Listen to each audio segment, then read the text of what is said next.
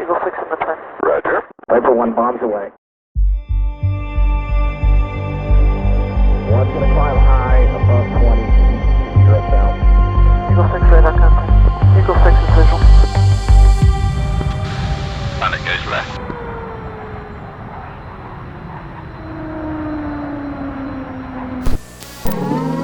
Hello there, and welcome back to the DCS SITREP, the new show on all things DCS World. And DCS World is the premier combat flight simulator for the home PC, and it's brought to you by Eagle Dynamics and its various third-party affiliates. And today, here we are, I'm your host, Prickly Hedgehog. Once again, let's talk about ED's newsletter from this week, which revealed exciting news for World War II fans who have been waiting for some time and with bated breath on ED's Hellcat and updates on work to do with the Marianas World War II era version of that map. So we've got some news on that. ED also released a major patch this week which injected improvements and bug fixes to a range of modules, campaigns, and general fixes to the core engine, something we expect roughly every 4 to 6 weeks. That was delayed the previous week for reasons unexplained, but here we are. We now have that with some caveats.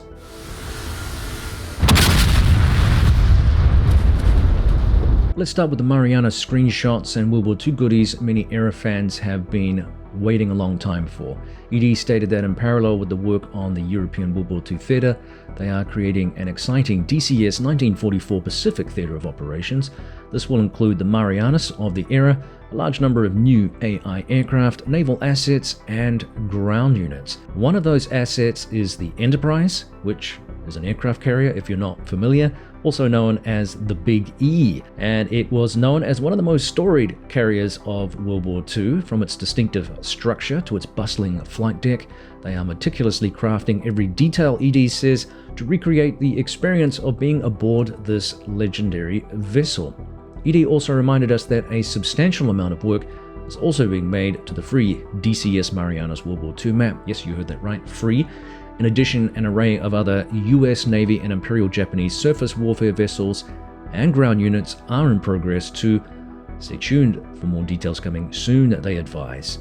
Now, I have no doubt this will be a popular segment for World War II fans if ED is able to deliver the environment and enough assets in order to embody reasonably realistic mission sets, which hopefully then will spark campaign makers to piggyback off that launch and create extensive theatre campaigns to support the interest in the aircraft and the era, and the region for that matter.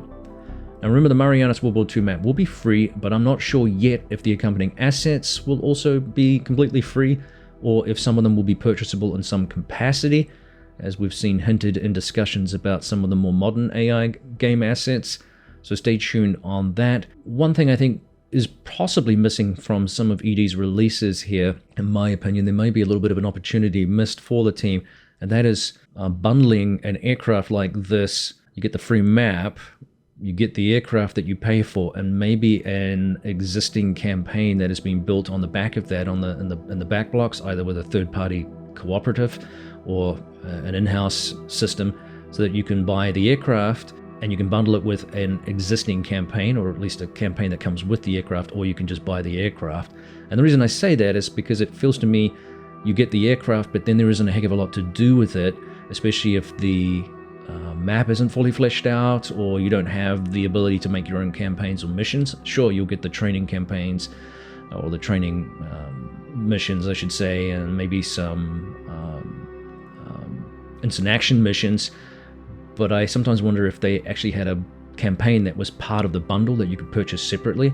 Is an opportunity missed because that encourages people to buy it. You know, you've got more than just the basic training missions and instant action missions. You've actually got some place to really test the aircraft out a little bit. Yeah, maybe I'm wrong about that, but it just feels like sometimes there's a little bit of an opportunity missed.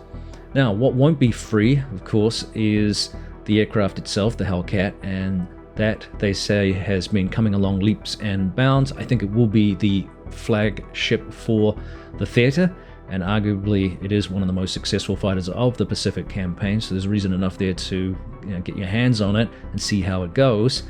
The team said that it is progressing well, and they are working on the flight model, which is receiving a lot of attention.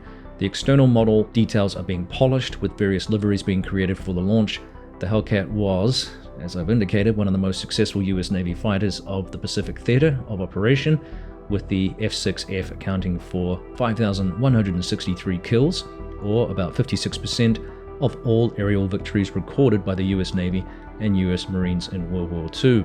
Its effectiveness was outstanding, with an overall 19-to-1 kill-to-loss ratio. As I said before, I think players will be eager to have some assets to unleash this potent aircraft on, but I think it will offer some interesting opportunities if those assets aren't fleshed out enough to compare it even with some other aircraft in the game as well. Particularly the Fokker-Wulf, I think it would be interesting to match up there and see how it goes, because obviously they were in different theaters, they didn't really clash. So there's some interesting fictional conflicts that I guess you could create. As I said before though, the community will be eager for authentic mission options ultimately. It's going to be interesting to try to land this aircraft on the deck of a World War II carrier.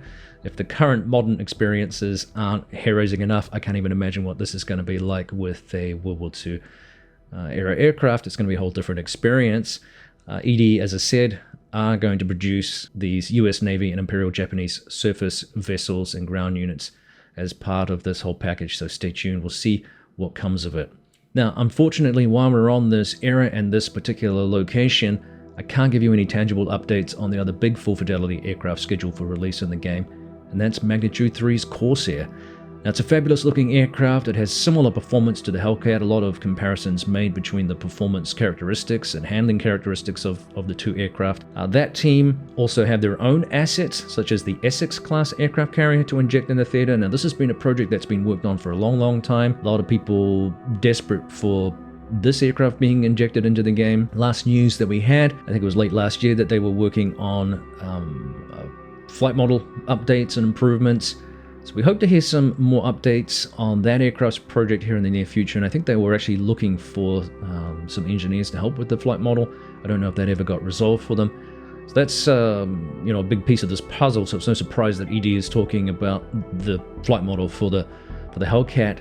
But yeah, I am really looking forward to seeing what they provide here. I think offering a theater like this outside of the European model is a good option for ED, trying to corner a little bit more of this era of flying. It is a popular one.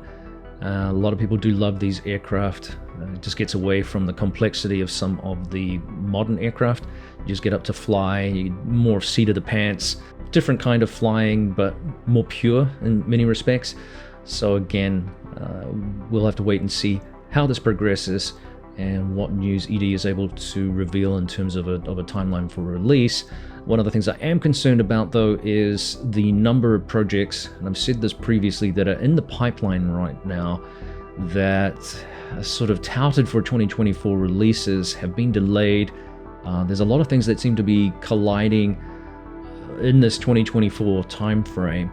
And while a year seems like a pretty decent period of time to get all these assets into the game, if you like, I think there's a limited amount of money that people are going to want to spend on various full fidelity modules, campaigns, maps, etc. And there's only so much space and gaps that you can spread out these particular launches without them overlapping each other and again stealing some of the dollars away or the interest away. Now, some people will say, yeah, but I'm not really interested in this particular aircraft or things like that.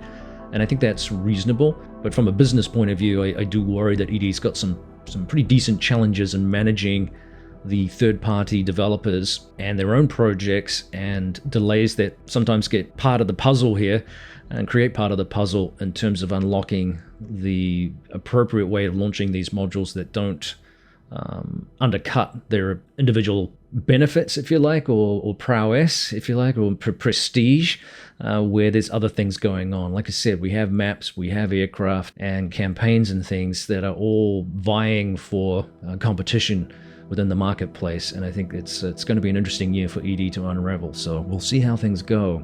Make 3, you're bandit, nose 35, 21,000, make 3. As most of you are aware, ED released a fairly decent sized patch this week, Again, it saw a number of improvements across the board. We already saw the improvements to the overpressure shockwave influence from bombs, missile shells, and gunfire on terrain vegetation, such as trees, bushes, and grass. It's a small visual enhancement that provides a significant aesthetic improvement to the game's overall appeal for ground-pounding experiences. The biggest winners in this week's updates in terms of sheer volume of changes were the F-16 and the Mirage F1, the former of which had updates to the INS GPS system as well as improvements to the G-lock effects, such as loss of color and tunnel vision. They have, after a warm-up exercise, increased the blackout onset to 30 seconds as long as you've conducted the G warm-up prior to conducting 9G maneuvers. So this is a significant increase over the 9.5 seconds previously. They say that sound effects for this are coming in a later update. So there were several updates to that F-16 as well, not just these more visual aesthetic ones. The latter aircraft, the Mirage F1 by Argus, this is a plane I really need to find time to get to know. It's been really delightfully reproduced in the game. That has had updates which are broadly categorized under general fixes, radar systems, flight model, communications, 3D model and textures, and lastly miscellaneous updates.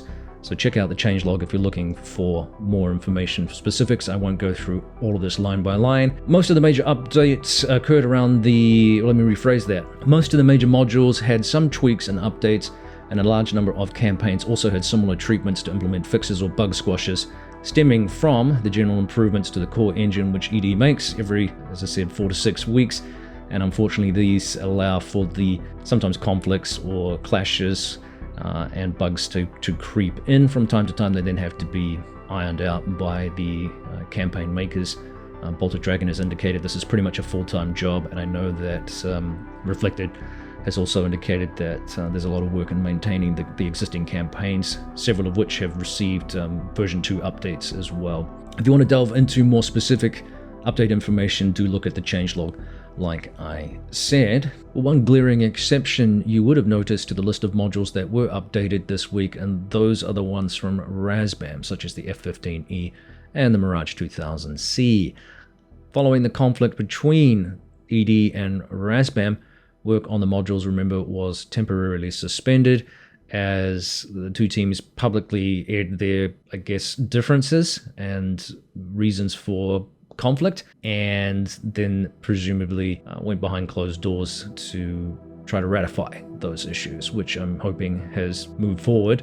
And it sounds like it has, because Razbam then went on to say that they hope to turn the page and effectively move on from this chapter of issues that they have. They also indicated that their intent was never to abandon the modules completely. So we'll have to see what this does in terms of whether or not staff that were working on these various projects are still going to continue to do that, and whether that causes some people to leave and there's a slowdown and all the rest of it. Hopefully that's not the case. These are fantastic modules, and I'm really hoping for continuation of the excellent work the team has done with those modules, so I wish them well and ED well in navigating the conflict that they had. The team have a flock of really good modules, which includes the Harrier. They also have the MiG-19, and they're working on future modules like the MiG-23, and these are modules that we need in the game. The community has high regard for things like the Mirage especially. It's a very, very popular module, and the team pushed boundaries in simulation with the features that are on that particular aircraft, including the flight model and also the engine management system, the way the engine is implemented as a simulation, which I think is really cool. And obviously the very complex aircraft and the challenging module that they produced in the F-15E, which as a dual cockpit fighter bomber has some unique challenges for module makers. Razbam will tell you that it's a very complex thing to do to create a dual cockpit kind of aircraft. Hepler said it was complex to do for the F-14.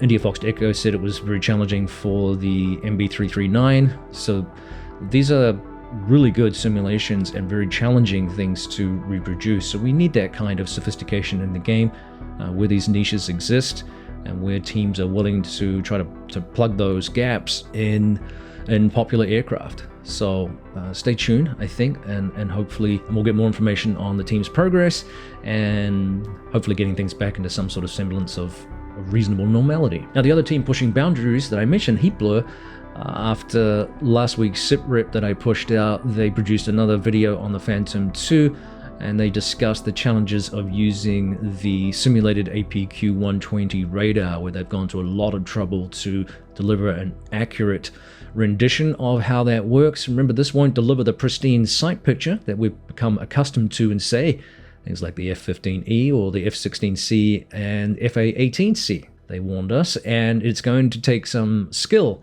and patience and time to get used to separating the wheat from the chaff of noise and actual signals that are presented in older radar systems like this. So it was a longer video from the team last week as they dug into the weeds a little bit on the effective use of this and the mechanics and the mechanisms behind the system in terms of you as an operator and what it can and can't do. So I'm hoping we're counting down the days now for a release of this aircraft. We'll stay tuned for that. Very, very exciting video, and once again showcasing the brilliant work that Heat Blur is doing for the community and the Phantom as well. Now lastly, in the main news, ED plugged a new campaign by Stone Sky. It's for the Hind, and it's called Outpost.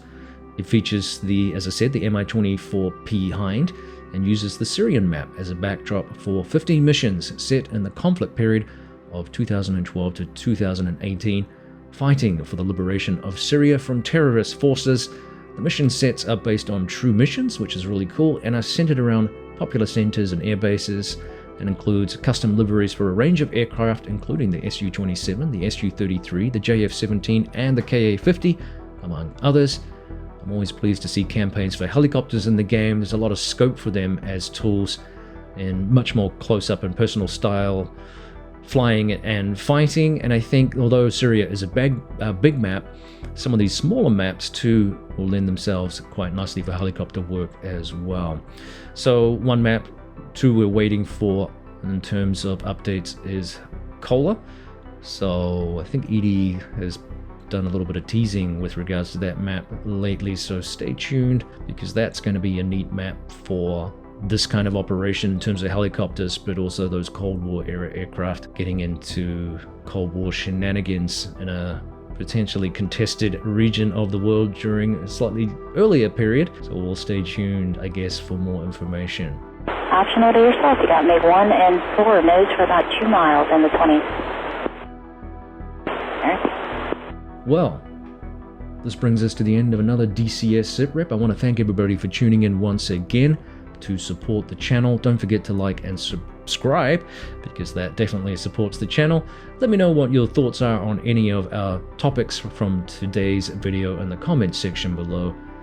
And we will see you actually next time on the DCS SITREP, but next week I am taking a little break again for some family reasons stemming from an earlier loss in the family.